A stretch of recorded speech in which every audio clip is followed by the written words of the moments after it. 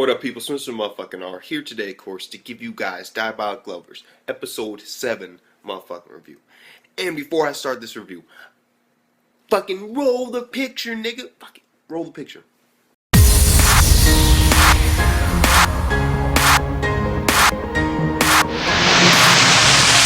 That picture will come in handy later on near the end of the review. Now then, anyway. This episode, oh my god, bitch alert. Like, that's all I can fucking say, bitch alert. Like, oh my god. Like, we had two bitch moms, and then we had like a mom and a fucking cat. I'm like, what? Like, no, this made, like, what the fuck? Like, how long ago was this? Because, I mean, there was, like, fucking castles, and now I'm like, but don't they live in a mansion? What the fuck's this castle doing here?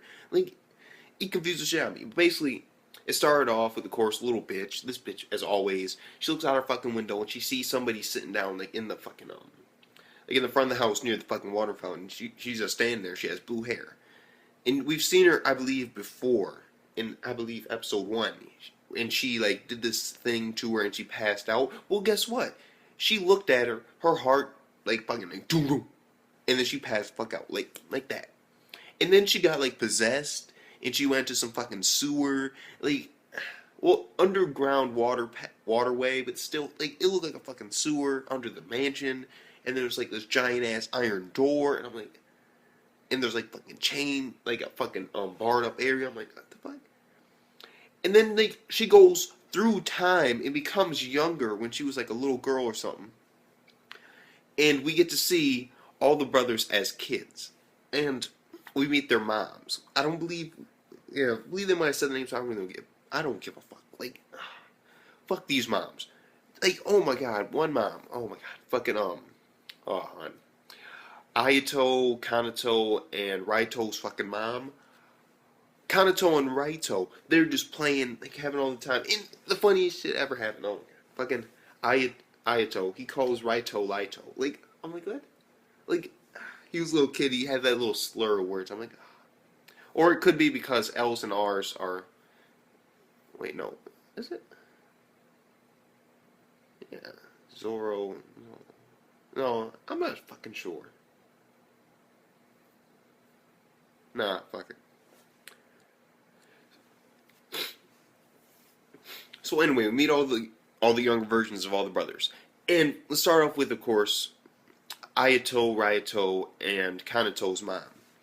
And this is a bitch, like, grade A. Like, she's looking at Ayato, and she's like, yeah, you better go back in there and study. I want to play with my brothers. No, fuck that. You're the head of the family. You're going to be the new head. You better get your ass in there and study. What I say?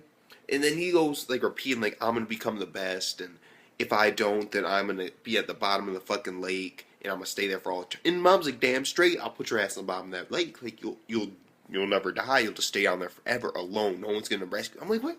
Like, really? And this is what surprised me. Their mom was a vampire.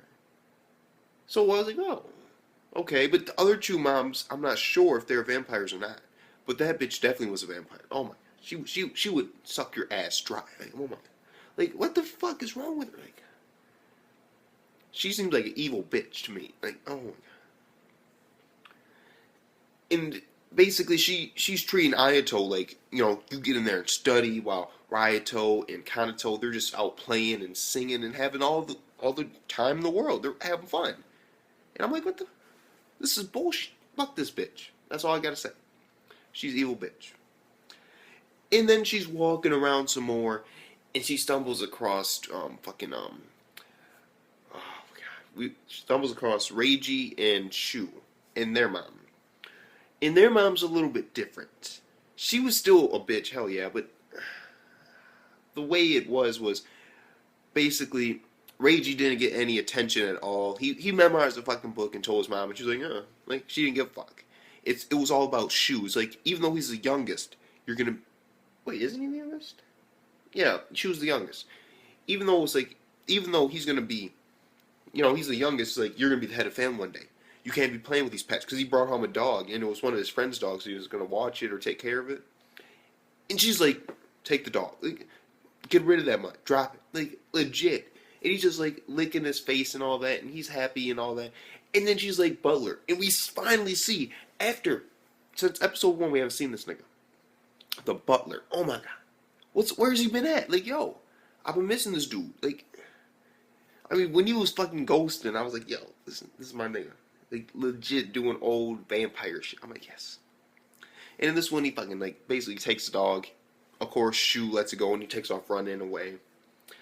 And then, it's really weird, because, you know, I mean, Regis is there, and he's, you know, just studying and all that, and his mom don't give a fuck about him. And I'm like, damn. No wonder these bitches are dead. Like, fuck it. Kill the bitches. I don't care. Like, at first, I was like, bro, you killed your mom? Like, that's kind of fucked up. But now I'm like, bitch deserved it. Fuck it. Kill the bitch again. Bring the bitch back to life. Frankenstein the bitch. And kill her ass again. I don't give a fuck. And then we meet the final mom. And the final mom we have was Subaru's mom. And she's like, this would stump me up. Because basically, little bitch, she fucking cut her hand on like a thorn. And then ties in later. But then she sees Subaru and he's holding that knife that Subaru gave her. And he's just staring up into this fucking castle, like this giant ass fucking tower, like legit with bars on the windows, and his mom is there. And he just apparently can't, I'm assuming, gather the courage to kill her. Or maybe she's like a prisoner or something. Because she didn't look like a vampire to me. She might have been human. Same with, oh my god, same with Reiji and Shu's mom. Yeah. They didn't really look like vampires because we didn't see the vampire teeth. But this bitch was in a fucking tower, like legit, like. And so I'm wondering what the whole deal is with that knife. Who did his mom want him to kill? Was it her, or was it their father, or who was it? We still don't know.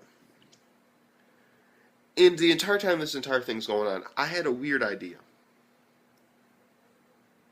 What if right now she is I don't know exactly what the time difference is. Because, I mean, there are fucking castles. And now it's a man.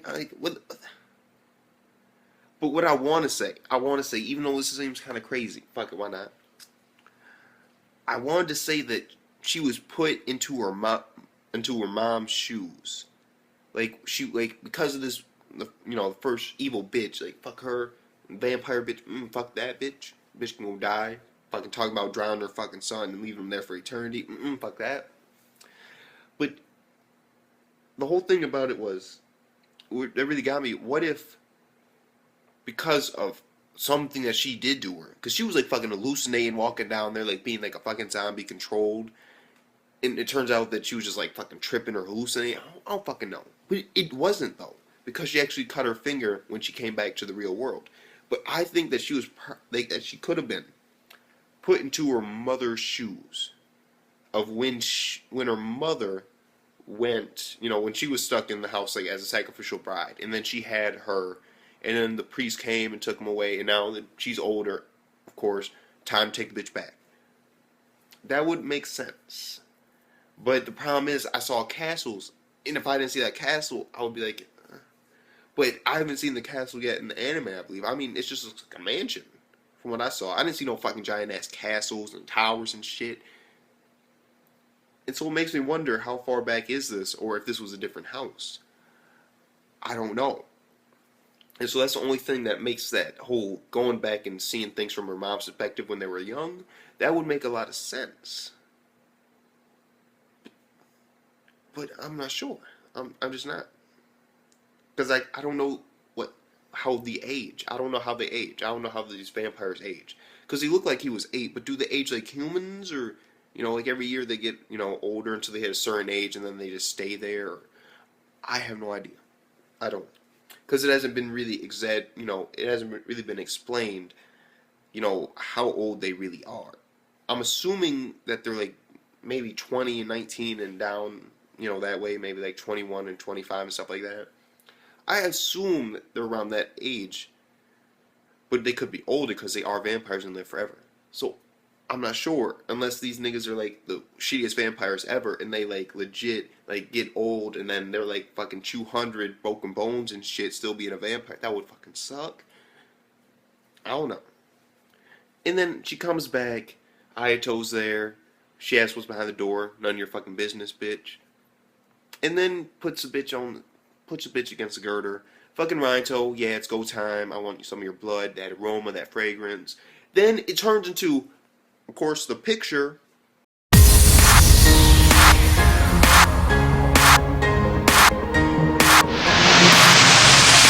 It turned into that. Like, oh my, like what? Like it ain't no fun unless the family gets some. Like what the, like these dudes like double teaming. I'm like, that surprises shit out of me. Ryato and Ayato double teaming well, not really double teaming. You know what I mean? Like legit, they were both sucking her blood, and Ayato like had this like weird feeling, and her heart started beating, and so I'm assuming there's something there that we're not knowing yet. Still, because it's happened before too. But then Ayato gets on bitch's leg, starts nibbling. Then, of course, Ayato sees him nibbling's like, my turn, trying to be all smooth and shit, saying you love her. Pulls the bitch's shirt a little bit down, goes back in. Then after a while, like, can't take this no more, walks away. And then it's just like Ryato and her. And I'm like, what the? And then they fucking like black out. I'm like, so we did get a good amount of information. Also, there was something in there with fucking Ayato's mom and fucking Richter, that dude. Apparently, he's like in love with her, and he wants to be by her side forever. And I'm not sure if it's mutual or not. Cause I don't know. She was saying stuff like, "I want you to say that you want to be by my side forever. That way, I can whisper nothing back to you." I'm like, I'm not. This is an evil bitch, but fuck her. She can go die. I don't care. Hopefully she is dead, because I don't know anymore. Because she's fucking with this bitch, and if she's like a ghost, that would make, like a vampire ghost, like, you know. So I'm assuming she's still alive. But then, Kanto said that he killed his mom. And we even saw the fucking, it's fucking confusing, okay? We need next week's episode to help put this into perspective. Hopefully they'll touch on this, and they won't skip to some else. Because this needs to be touched on. What the fuck's going on? That's what we need to know. And that was basically the episode. Nice, quick and simple, really. But yet, had a lot of information. And so overall, I'd have to give this episode right here. This episode. You know what? It completely made me hate these moms. And made me root for these sons to kill them. Except for Subaru, of course. Subaru, I don't know where the fuck he's at. But either way, I'd have to give this episode right here 9 out of 10. It was a solid good episode, yeah. That feels right. It was a good episode. We got information that we needed. And overall, we got to see the moms, which was a big thing. Now we've met basically like almost everybody, except for a couple characters, I believe. Besides that, yeah, we met the father. We met all three of the moms. We didn't get introduced to the butler that much yet, but we've seen him twice. We got the brothers down. We got Richter. We got this whole thing about. We got so much shit. Okay, we just got a lot, and this needs to be put into perspective. We need to get the entire story, and I hope that it makes the story come to a close at the end, because this should only be like 12 episodes. Because, I swear to God, I haven't talked about this yet, but I really enjoy when you just see that fucking clock in the very beginning of the episode, and it just fucking. I'm like, yes. Like, I don't know. I'm sort of digging it, because it's a smart way to show what episode it is. It kind of is. And so with that being said, Smiths to the motherfucking R. Smithers to the motherfucking R. Peace the fuck out.